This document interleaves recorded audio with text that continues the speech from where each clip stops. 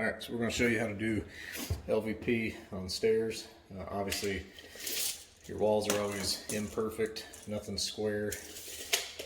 So we built this jig just to be able to measure out. It's basically scribing, except you're using this tool to do it for you.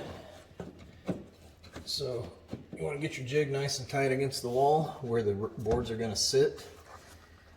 Tighten her down. Alright, now we carefully lift this up. We're going to transfer it onto our workpiece.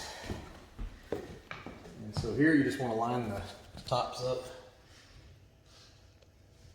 to where it's going to sit flush against the riser.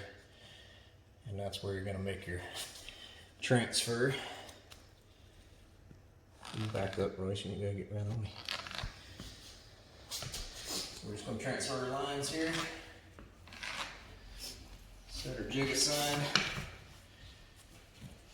And normally if this was the second piece, we'd go ahead and measure our depth. So when we get out to the table saw, we can go ahead and rip it. Same thing with the riser, but this is the first piece. You recording? Yeah. Alright, so once you get to your miter station, you're just basically going to line up your mark, run a quick test on it just to make sure you're following your line.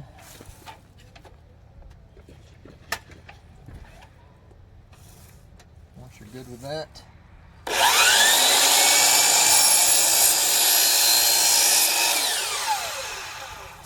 the same on the other side. This one's real crooked.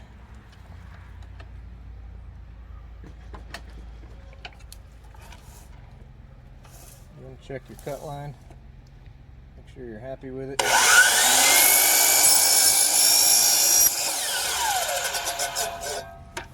And once you're happy with that, we're going to take the tongue off so that it sits flush against that riser.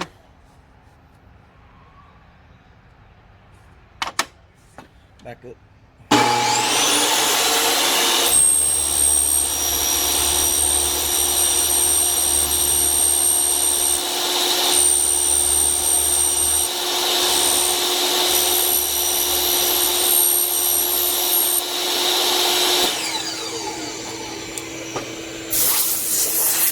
Leave the knife outside.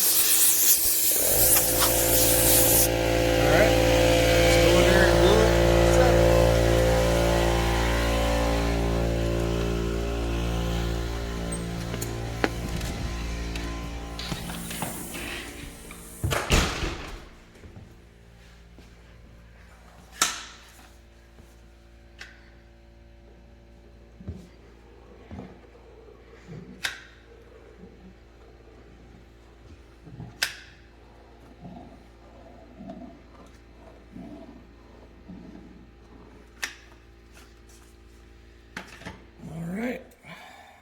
Down in place. Should get a nice tight fit.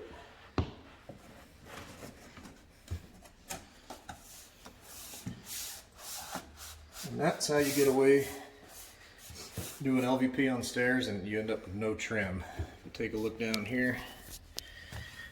No trim needed. Everything is good and tight. Good and tight. No trim.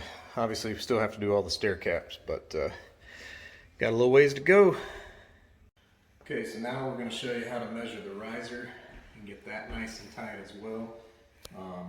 This one's a little more difficult to do with one person because my normal jig is for like 36-inch wide stairs, so we just kind of improvised with a piece of the flooring. So it's a little flimsy and, like I said, hard to crank down these wing nuts by myself, but Son's holding the camera, so I'm just going to try to show you here. So essentially it's just like setting the tread. You want to set the bottom of your wing here on the floor where the riser is going to sit. And then on this side, we're going to extend this one out and do the very same thing. You can do this with a scribe. It just makes life a little easier. It's just hard to do one handed with this flimsy piece of LVP.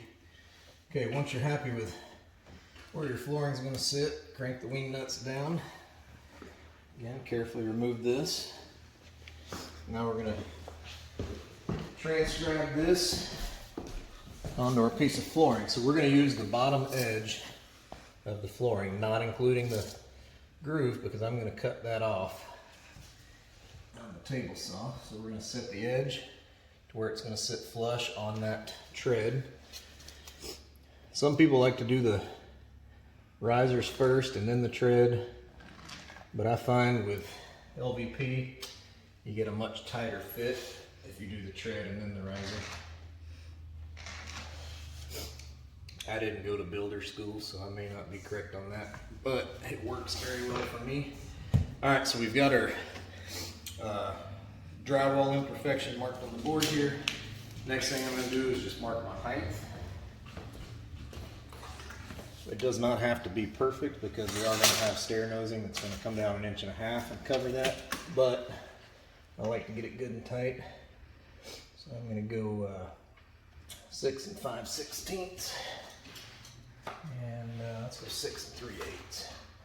We'll go 6 3/8 all the way across. So then I'm just going to mark it here off my, this is going to be my bottom edge. So we're going to go 6 3/8. Take this out, I'm going to cut it on the miter saw and then rip the groove on the table saw and then run that straight edge along the fence to get our final size. So I'll come back in and show you how that installs. Alright, so we're back from the miter saw and the table saw. Got our workpiece ready, it's glued. So at this point we're just going to, I haven't dry fitted it or anything, I just know my jig works. So I'm going to get the piece into position, get a good arch in it to get the ends in where you're going to go, and then just push those ends in, and then we're just going to snap the workpiece into place. Hop down here and look at that seam. Beautiful. It's tight on both sides.